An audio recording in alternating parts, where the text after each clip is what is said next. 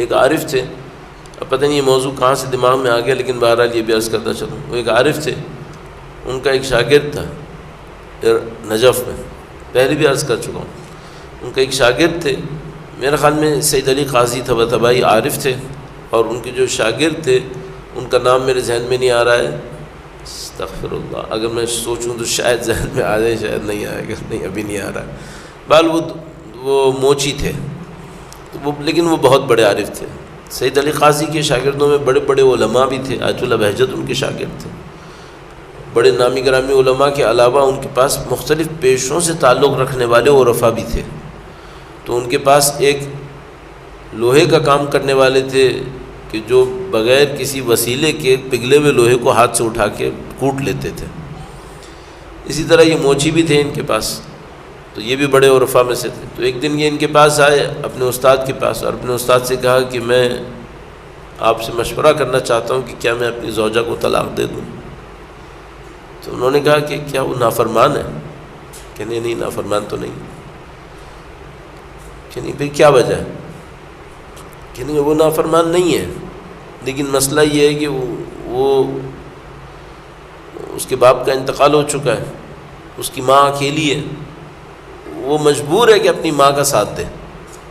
اس کی ماں ہمارے گھر میں رہتی ہے، وہ انتہائی بد زبان ہے، انتہائی بد اخلاق ہے، وہ ہمارے گھر میں رہتی ہے اور دن رات مجھے غربت کے طعنے دیتی ہے، دن رات میرا عذاب کیا ہے، جان عذاب میں کی بھی ہے، جبکہ میرے گھر میں رہ رہی ہے. لیکن میں اپنی زوجہ سے یہ نہیں کہہ سکتا کہ اس کو نکال دو، کیونکہ وہ بیچاری اپنے ماں کا ساتھ دینے میں مجبور ہے، اس کی ماں اکیلی ہے. اور میں اس کو کہتا ہوں کہ اپنی ماں کو سنبھالو، کہ بھائی یہ تو میرے ساتھ نہ کرے، تو اس کا کنٹرول نہیں ہے اپنی ماں کے اوپر. کہنے کہ اب صرف یہ تو میں نہیں کہہ سکتا کہ تم اپنی ماں کو نکال دو، وہ نہیں کرے گی. میں آخر میں یہی سوچ رہا ہوں کہ میں اس کو طلاق دے دوں تاکہ یہ کہیں اور جائے اپنی ماں کو لے کے اور میری جان چھوٹے. کہنے کہ نہیں شرعاً صحیح نہیں کر سکتے، تم ایسے نہیں کر سکتے، تم طلاق نہیں دے سکتے. کہنے کہ میں طلاق نہیں دوں تو کیا کروں، اتنی بد اخلاق بد زبان، میں جیسے ہی گھر آتا ہوں یہ میری جان کو عذاب کر دیتی ہے. دوسری طرف سے استاد نے اپنے شاگرد موچی کو یہ کہا ہوا تھا کہ دیکھو تم کسی کا بھی جوتا ٹانکنے کے لیے آئے، ٹانک دینا، چاہے پیسہ دے چاہے پیسہ نہ دے. کہنے کہ میں آپ کے حکم پہ عمل کر رہا ہوں، روزی آتی نہیں ہے، پیسہ آتا نہیں ہے، آتا اتنا کم آتا ہے کہ اس میں یہی ہو سکتا ہے. اب وہ میری بیوی قانے ہے، وہ بدبخت قانے نہیں ہے، وہ چلاتی ہے. کہنے کہ صبر کرو. کہنے میں صبر کا ایک حد ہوتی ہے، کتنا صبر کروں؟ کہا کچھ اور صبر کرو، خدا کوئی راستہ دکھائے گا. ٹھیک ہے. یہ لوگ اپنے استاد کی بہت سنتے تھے، بہت سنتے تھے، جان پہ کھیل جاتے تھے اپنے استاد کی خاطر. آیت اللہ بہجت خود اپنی جان پہ کھیل گئے اپنے استاد کے حکم کی وجہ سے. تو انہوں نے صبر کیا، وہ اپنے گھر چلے گئے. جب وہ گھر گئے تو وہ تیار بیٹھی تھی بک بک کرنے کے لیے. وہ گئے تو اس نے پھر بک بک کرنا شروع کر دی. اب یہ بیچارے تھکے آ رہے تھے، پیسہ بھی ہاتھ میں نہیں، یہ بھی نہیں وہ بھی نہیں، وہ بے عزتی کیے جا رہی ہے. ہمارے ایک مرجع تقلید تھے، میرے ذہن سے نام نکل رہا ہے، ان کی بیوی ان کو بہت لڑتی تھی، مارا بھی تھا اس نے ایک دفعہ. تو وہ جو مرجع تقلید تھے ان کے ماننے والے تھے، ان میں قبیلوں کے بڑے بڑے سردار تھے جو مسلح 8-8 ہزار 10-10 ہزار ان کے فوجی تھے. انہوں نے کہا صاحب کیا ہو رہا ہے یہ؟ یعنی یہ عرب ہے، وہ مضبوط جسم کی ہے، مارتی ہے، میں اتنا کمزور انسان ہوں. تو کہنے صاحب آپ بتائیں، ہماری خواتین جائیں اس کا حساب کتاب کریں. کہنے کہ نہیں میں نہیں کروں گا. کہنے کہ کیوں؟ کہنے کہ اچھا اس کی وجہ سے مجھے کبھی غرور نہیں ہوگا. یہ میرا غرور اتار دیتی ہے. وہ درزی وہ گئے موچی، وہ چلانے لگی تم یہ ہو تم وہ ہو. اب ان کو بیچارے کو بہت احساس ہوا. انہوں نے کہا استاد نے کہا تھا صبر کرنا. ٹھیک ہے صبر کروں. صبر کرتے وہ چلاتی رہی. کہنے کہ اب میں کیا کروں؟ دروازہ کھول کے گھر سے باہر نکل گئے. گھر سے باہر نکل گئے تو ایک چوراہے تک پہنچے. وہاں اس زمانے میں پتلی پتلی گلیاں ہوتی تھیں. آپ کبھی قوم میں جائیں تو پتلی پتلی گلیاں ابھی ہیں کچھ حصوں میں، باقی سب تو ختم ہو گیا. تو ایک گلی میں سے یوں نکل کے ایک اور گلی کے سامنے آ رہے تھے، 2 گلیاں جیسے بن رہی ہوں. تو وہاں دیکھا کہ جیسے وہ خود سامنے کھڑے، یہ موچی وہ خود سامنے کھڑے اور ایک منظر ہے کہ وہ سامنے کھڑے اور ان کی ساس بھی سامنے کھڑی ہے. یہ منظر انہوں نے اپنی آنکھوں سے گلی کے اندر دیکھا کہ جیسے وہ سامنے کھڑے ہیں، ساس بھی سامنے کھڑی، اور ساس ان کو تیر مار رہی ہے.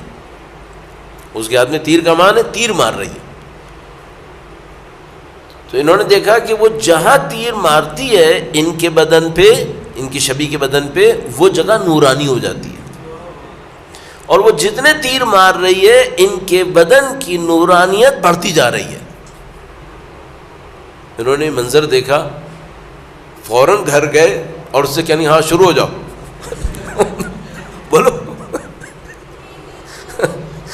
پھر ان کو سمجھ میں آیا کہ استاد کیا کہہ رہے تھے، بیٹا صبر کرو، تمہیں بہت کچھ نصیب ہونے والا ہے. اس کا مطلب یہ نہیں ہے کہ مجھے جواز ملے کہ میں بد اخلاقی کروں دوسروں کے ساتھ، کہ میں کہوں تم صبر کرو تمہیں نورانیت ملے گی. نہیں، اس کے بدلے میں جو مجھے عذاب ملے گا اس کا کیا ہوگا، اس کو تو نورانیت مل جائے گی. تو اینڈ اسی نورانیت پر ہے کہ خدا متعال نے ہمیں معذب کیا ہے کہ ہم اس دنیا کے چھلکے کو اتاریں. آیت اللہ جوادی عامر نے بہت خوبصورت وہ قیافے نکالتے ہیں، کہتے ہیں موت چکھنے کو کہا ہے، کل نفس ذائقۃ الموت، نہ کہ موت ہمیں مار لے گی. ہم نے موت کو چکھنا ہے، موت نے ہمیں کھانا نہیں ہے.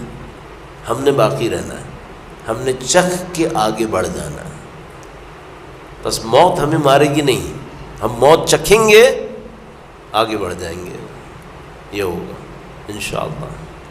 پروردگار سے دعا کرتے ہیں، خدایا تو نے اس دنیا کی نعمتوں سے نوازا ہے، ہمیں پاکیزہ موت نصیب فرما. خدایا موت سے پہلے موت کی تیاری نصیب فرما. اے پاک پروردگار تجھے واسطہ نبی اولاد نبی کا اسی دنیا کے اندر، اے خدایا ان کے وارث کے ظہور کا دن دیکھنا نصیب فرما، ان کے وارث کی نصرت کی سعادت نصیب فرما. اے پاک پروردگار تجھے واسطہ اہل بیت کا، اہل بیت کے چاہنے والے دنیا میں جہاں کہیں بھی ہیں، خدایا جن مشکلات سے دو چارے ان تمام مشکلات کو برطرف فرما.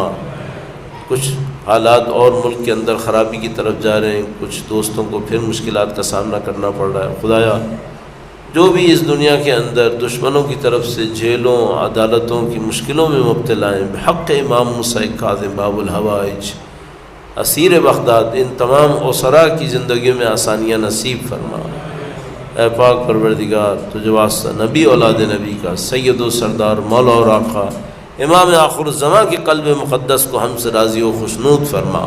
ربنا تقبل منا انک انت السمیع العلیم وتب علینا انک انت التواب الرحیم. بجاہ نبیک وعصرتہ الطاہرین، تمام مرحومین کے درجات کی بلندی کے لیے، بالاخص جن عرفاء کا تذکرہ ہوا ان کے درجات کی بلندی کے لیے، اور انشاءاللہ خدا متعال ماہ مبارک رمضان میں ہمیں اس کی برکتوں سے مستفید ہونے کی سعادت نصیب فرمائے. درود بھیجے محمد و آل محمد.